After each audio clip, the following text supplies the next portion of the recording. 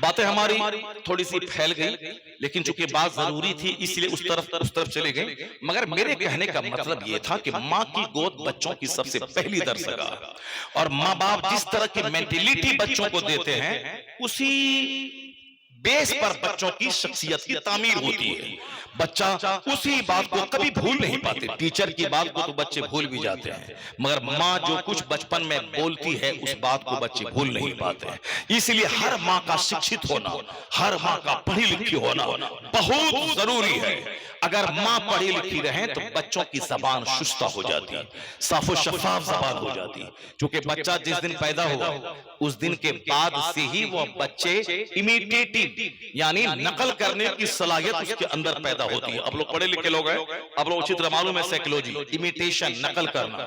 بچہ جیسے ماں باپ کو دیکھتا ہے ویسے ہی نقل کرتا ہے۔ شروع میں طاقت کمزور ہوتی ہے تو بچہ فل امیٹیٹ نہیں کر پاتا ہے، لیکن جیسے جیسے میچیور ہوتا ہے ویسے ویسے باپ کی ساری اداؤں کو وہ لیتا ہے، مگر ان کی ساری باتیں دماغ میں اسٹور رہتی ہیں۔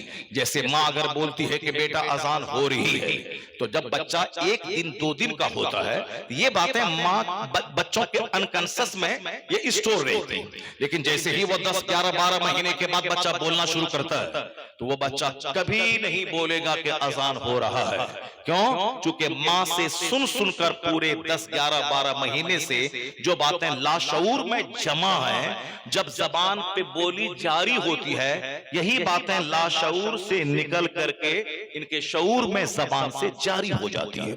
اکثر لوگوں کو تجربہ ہے کہ شہر میں جس کی ماں بڑی اچھی زبان استعمال کرتی ہے ان کے چھوٹے چھوٹے بچے بھی جب میدان میں کھیلتے ہیں تو سماج کے سارے بچوں سے اچھی زبان ان کی ہوتی ہے۔ لوگ کہتے ہیں کہ لگتا ہے کہ ان کی ماں پڑھی لکھی ہے اور ان کی ماں سیویلائزڈ ہے، اس لیے بچے بڑے پولائٹ، بڑے سیویلائزڈ، بڑے مہذب نظر آتے ہیں۔ ماں باپ بھلے ہی یہ سمجھے کہ یہ 4 مہینے کا بچہ کیا جانے گا، نہیں، ساری باتیں ماں باپ کی بچوں کے لاشعور میں جمع ہوتی ہیں۔ جو ماں باپ اچھی زبان استعمال نہیں کرتے، جو ماں باپ بولتے ہیں کہ روٹی بن گیا ہے، جو ماں باپ بولتے ہیں کہ اذان ہو رہا ہے، جو ماں باپ بولتے ہیں کہ دال بہت پتلا ہے، جو ماں باپ بولتے ہیں کہ گاڑی آ رہا ہے، جو ماں باپ بولتے ہیں کہ ٹرین چل رہا ہے، جو ماں باپ بولتے ہیں کہ فلاں کی بیٹی آ رہا ہے، جو ماں باپ کہتے ہیں ارے فلاں آدمی جا رہی ہے، پانی بڑی اچھی ہے، تو اس کے بچے کبھی اس کے خلاف نہیں بولیں گے، چونکہ ماں باپ کی زبان کو بچے سب سے پہلے انگیز کرتے ہیں، وہی زبان دہراتے ہیں۔ اس لیے ماں باپ کا پڑھا لکھا ہونا بہت ضروری ہے۔ آج یہ باتیں دب گئی، صرف مال ضروری ہے، ماں کا چہرہ خوبصورت ہو، کوئی اپنے آنے والے بچوں کے تعلق سے سوچ کر شادی بیاہ میں قدم نہیں اٹھاتا ہے کہ ہمارے بچے اچھے ہوں تو اس کے لیے ماں اچھی ہو، ہمارے بچوں کی زبان اچھی ہو اس کے لیے ماں کی زبان اچھی ہو، ہمارے بچے کا کیریکٹر اچھا ہو اس کے لیے ماں کا کیریکٹر اچھا ہو، ہمارے بچے کی پرسنالٹی مضبوط ہو اس کے لیے ماں اور باپ کی پرسنالٹی اچھی ہو۔ اس پوائنٹ پہ کوئی غور نہیں کرتا، کہتا ہے نہیں یہ سب کہنے کی باتیں ہیں، ہم بنا لیں گے، ہم سجا لیں گے، ہم چلا لیں گے، ہم جیسے چاہیں گے ویسے ہو جائے گا۔ ایک آدمی جو کینسر سے پیڑت ہے وہ آدمی جب بچہ جنم دے گا تو اس کا بچہ رستم اور گاما پہلوان ہو جائے ایسا نہیں ہوگا۔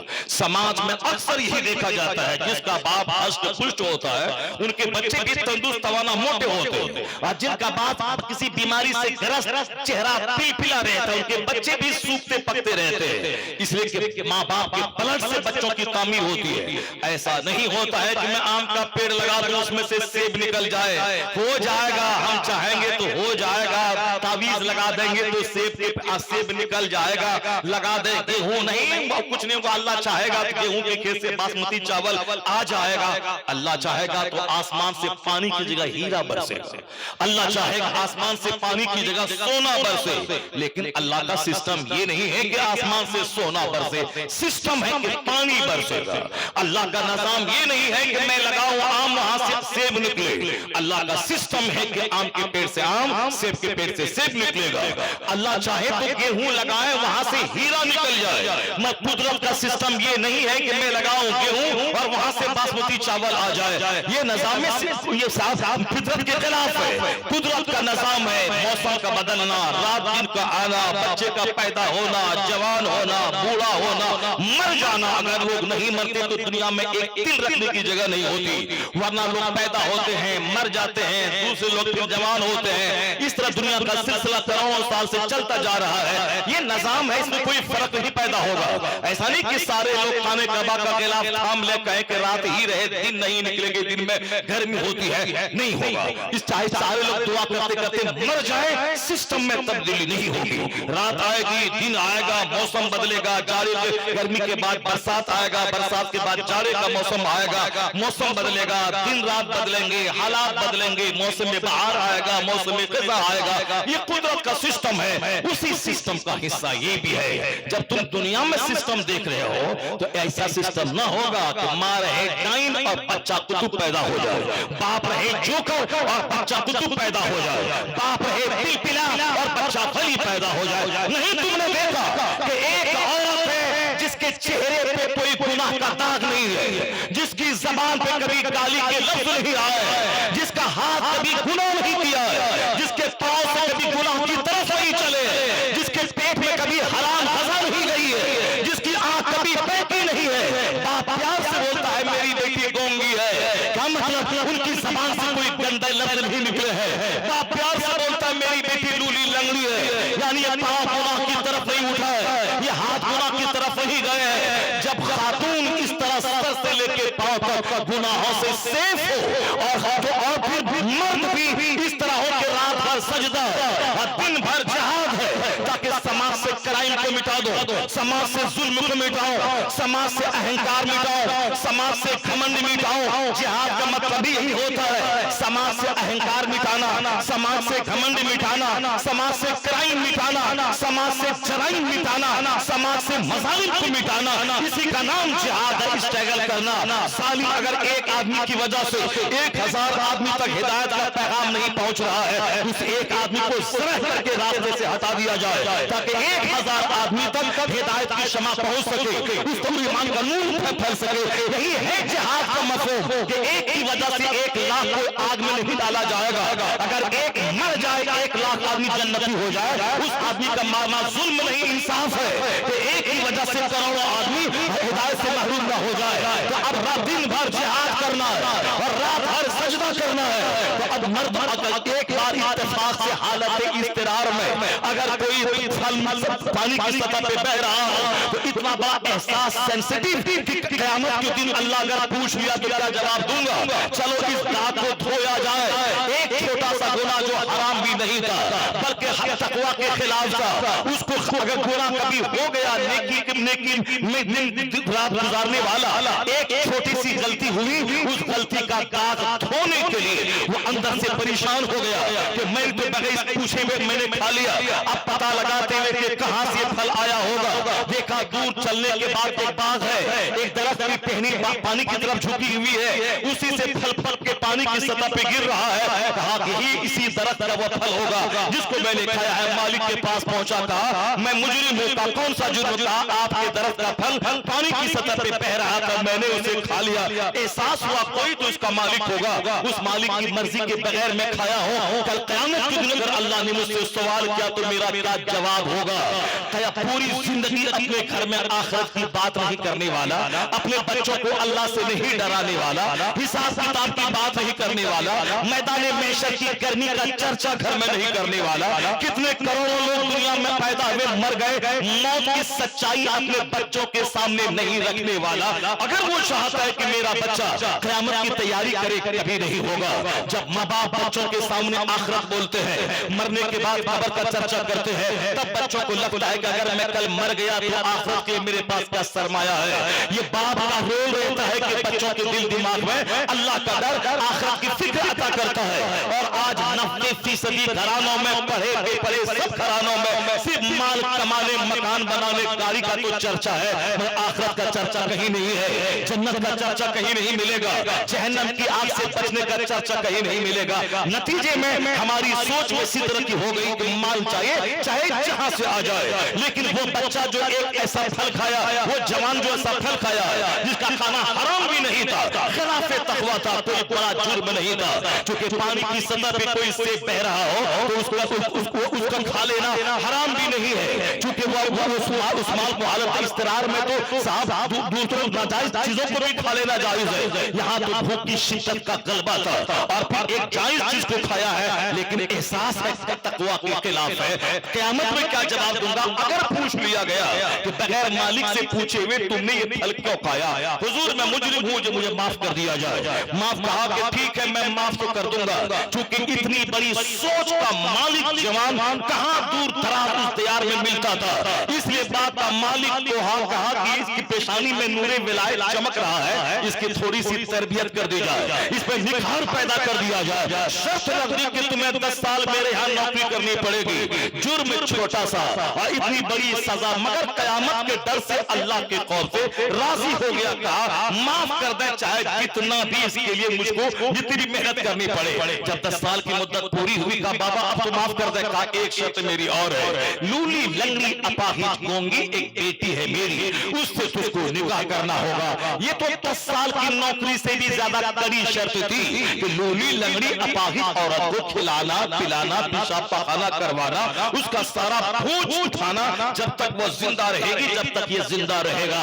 एक तो उससे 10 साल की नौकरी वाली मुसीबत से बड़ी मुसीबत थी, लेकिन नौजवान ने कहा कि जब यह शर्त माफी की ठहरी, चलिए ये दुनिया की सारी मुसीबतें आर्जी हैं, सारी मुसीबतें फानी हैं, सारी मुसीबतें टेम्पोररी हैं, आखिरत के अजाब से बचने के लिए इस मुसीबत को भी मैं गले लगा लेता हूँ, इस मुसीबत को मैं गले लगा लेता हूँ। जो अल्लाह से सौदा करता है वो खसारे में नहीं रहता है, जो अल्लाह के लिए कड़ाके की सर्दी में नहा के वुजू करके नहा कर नमाज पढ़ने जाता है वो खसारे में नहीं रहता है। जो हराम कारोबार को अल्लाह के डर से त्याग दे वो दर की ठोकरें नहीं खाता है, वह दरगाहों पे बैठ के भीख नहीं मांगता है। जो अल्लाह से जो सौदा करता है जन्नत के लिए नहीं दुनिया ही में उसका बेहतरीन बदला अल्लाह अता कर देता है। जन्नत तो वहां भी नहीं मगर दुनिया में बेहतरीन बदला अल्लाह देता है, उसका इनाम क्या मिला? ऐसा नहीं कि वो नौजवान नूरे विलायत से जान चुका था कि ये लड़की साहब खूबसूरत है, हुस्न जमाल की मुजस्समा है और ये हमको ऐसे ही बहका रहे हैं, कोई दूसरी बात कह रहे हैं नहीं। उस नौजवान की एक्टिविटीज और तारीख का वक्त बता रहा है। उस नौजवान ने गुनाहों की माफी के लिए इस कड़ी शर्त का घोट पी लिया उसने कि मैं उसको उठा रहा हूँ, का अल्लाह के लिए ये मुसीबत को मैं उठा रहा हूँ ताकि मैं अल्लाह के नजदीक दागदार होकर नहीं जाऊं। इस गुनाह का दाग यहीं धुल जाए, इस गुनाह का दाग यहीं धुल जाए। आज अगर कल मुसीबत आई तो हम लोग वावेला मचाते हैं, कहते हैं कि हम तो नमाज पढ़ते हैं फिर ये मुसीबत कहां से आ गई, हम तो रोजा रखते हैं ये मुसीबत कहां से आ गई, हम तो 10 उम्रा किए हैं मेरा बच्चा कैसे मर गया, हम तो बुखारी शरीफ का 10-40 साल से दे रहे हैं मेरा बेटा क्यों मर गया। मैं कहता हूं ये सारी बातें आज एक कमजोर समाज के दिमाग में आती है।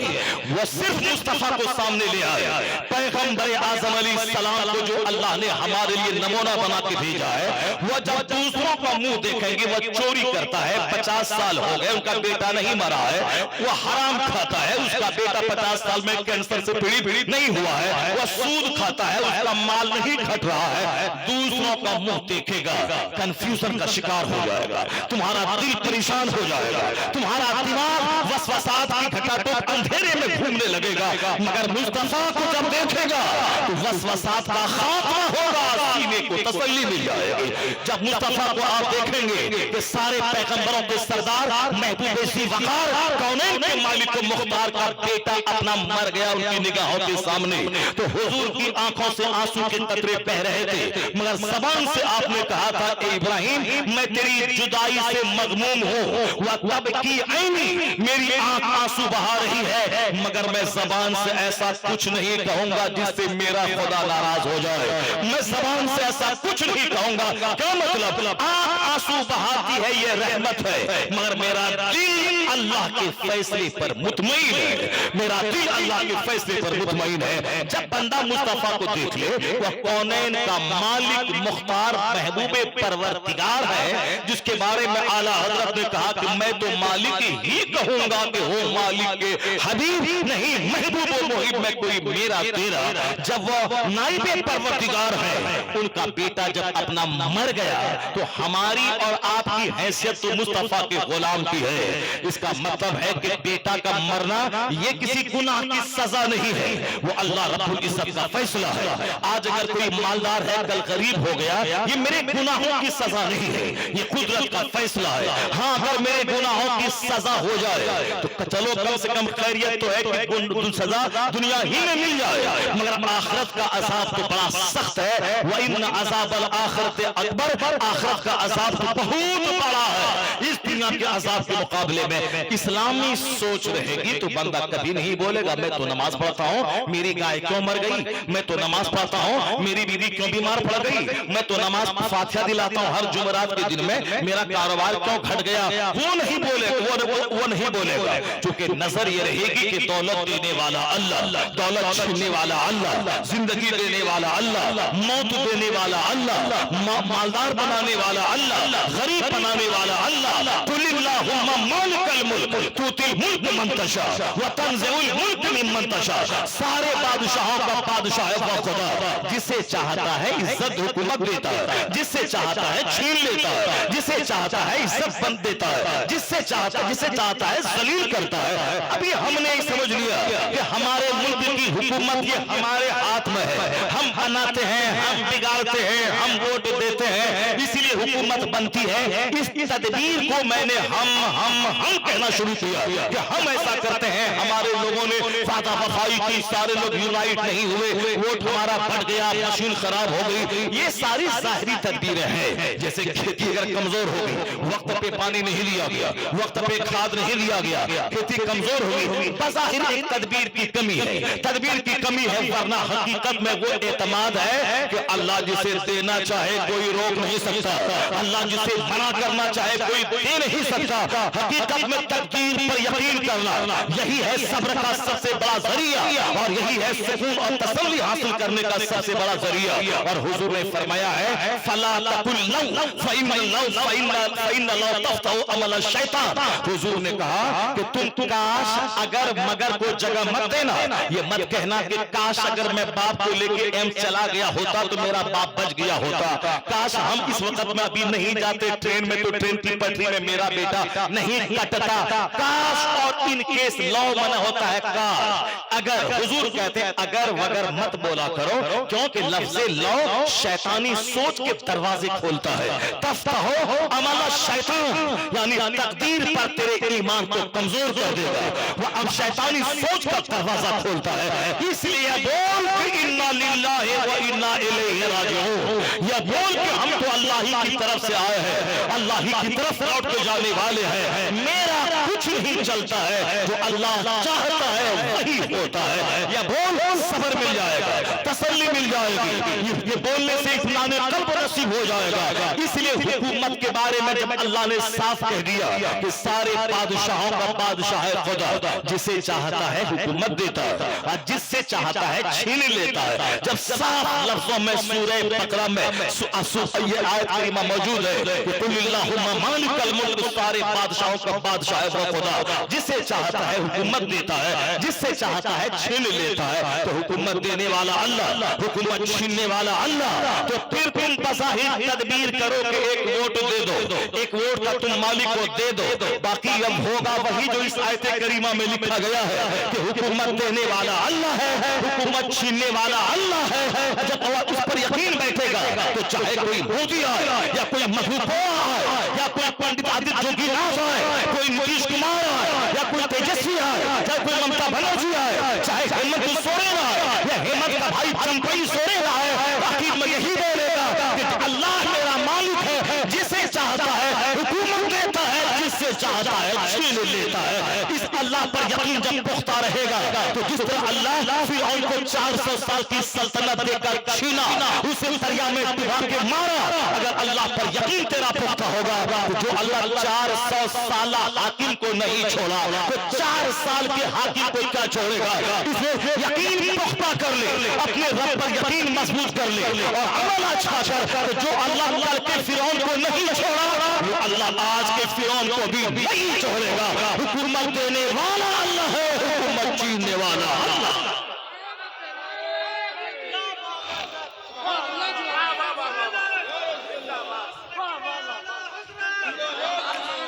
قل اللہم مالک الملک تؤتی الملک من تشاء وتنزع الملک ممن تشاء. اگر داڑھی ہے چہرے پہ اللہ پر یقین نہیں ہے تو بیکار ہے. سر پہ ٹوپی پگڑی ہے اللہ پر یقین نہیں ہے تو اس سے بہتر ہے کہ ٹوپی نہ رہے پگڑی نہ رہے مگر اللہ کی ذات پر یقین رہے. چہرے پہ داڑھی ہے یقین نہیں، اس سے بہتر ہے کہ داڑھی مونڈ لے، ورنہ بہت سارے جوگی، بہت سارے مہنت، بہت سارے پنڈت کی بھی داڑھی پیٹ تک لٹکتی رہتی ہے. تو وہ داڑھی پیٹ تک لٹکنے سے کیا ہوگا؟ صرف 4 یک مشت داڑھی رکھ، چونکہ یک مشت سے زیادہ جتنی داڑھی لمبی ہوگی عقل گھٹتی جائے گی. یہ حکیموں طبیبوں کا تجربہ ہے.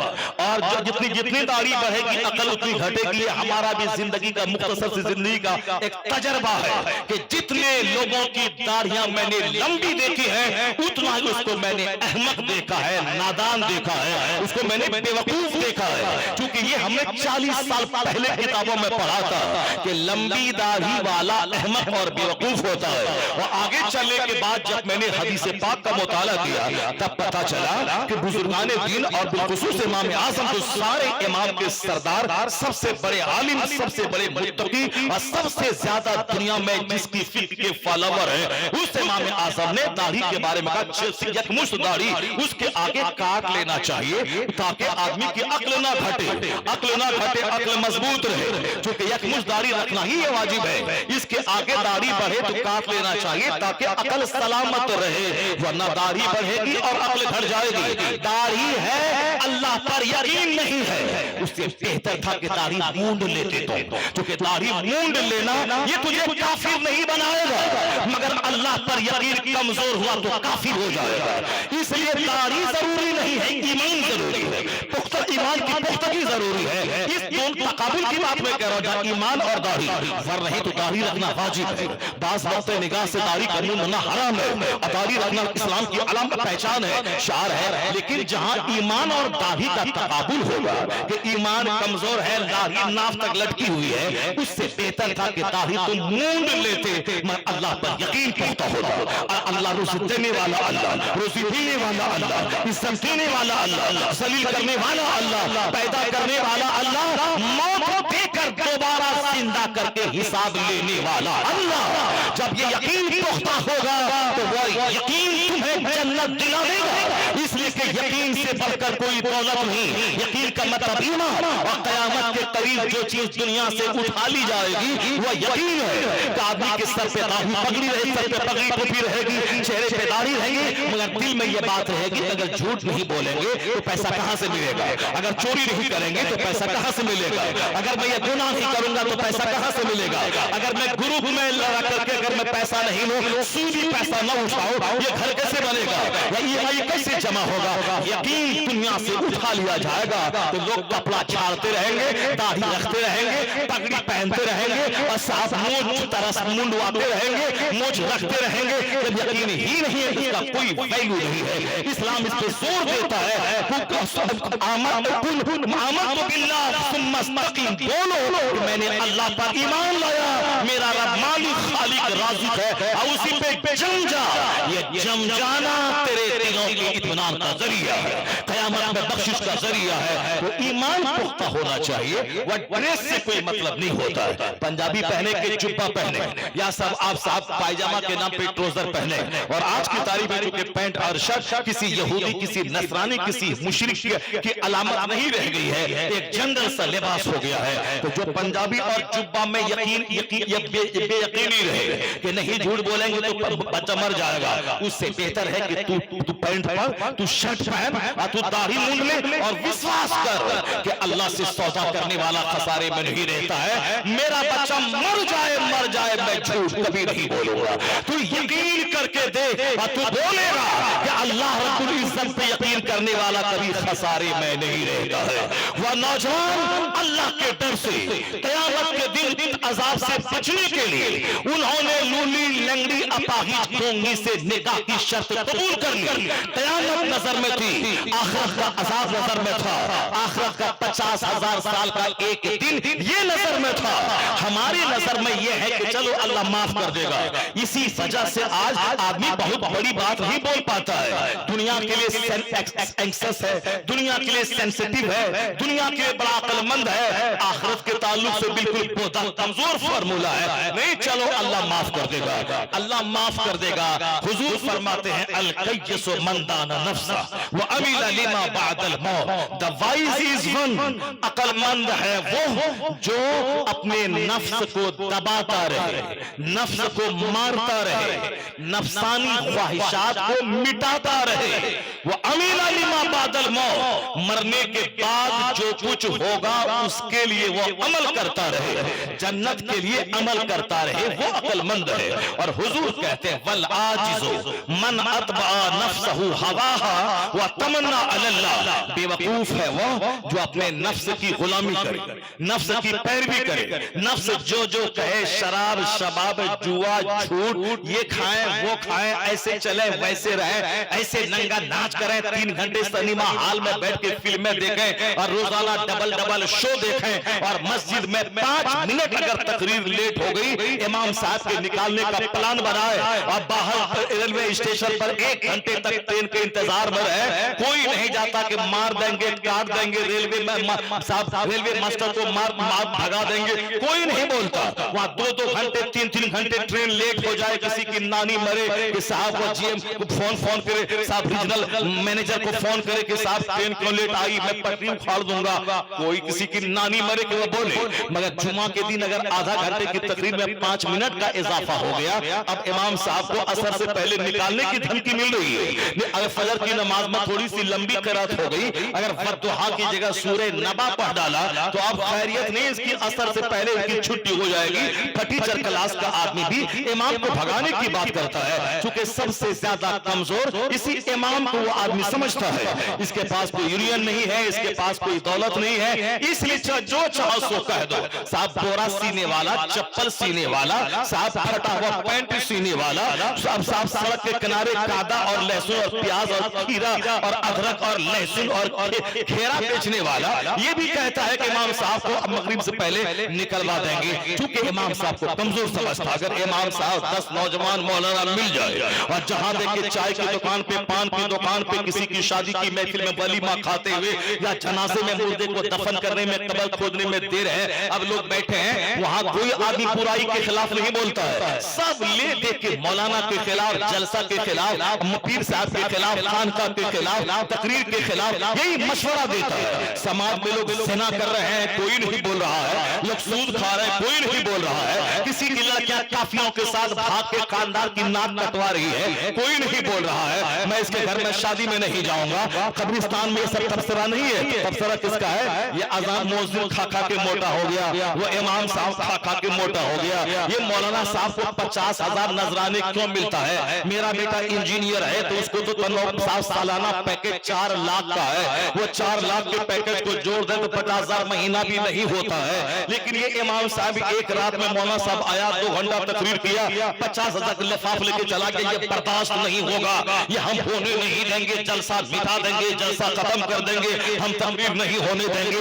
ये फटीचर क्लास का आदमी 1400 साल से लोग कह रहा था हम अजान मिटा देंगे, नमाज मिटा देंगे, तकरीर मिटा देंगे, मौलाना को मिटा देंगे। मैं तुम्हें मालूम है आज से 100 साल पहले मौलाना 1 लाख था तो आज कई लाख मौलाना हो गया। 100 साल पहले मस्जिदें कई हजार थी तो आज कई लाख मस्जिदें हो गई। पहले तकरीर जुम्मा में होती नहीं थी, आज आधा 1-1 घंटे की तकरीर हो रही है। पहले जलसा होता नहीं था, आज जलसे हजारों की तादाद में हो रहे हैं। तो तुम्हारे नाचने कूदने से जलसा बंद नहीं होगा, आसान होती रहेगी, चाहे एक नमाजी मस्जिद में आए या ना आए। जुम्मा का खुतबा होता रहेगा, चाहे कोई नेक बने ना बने। उसी तरह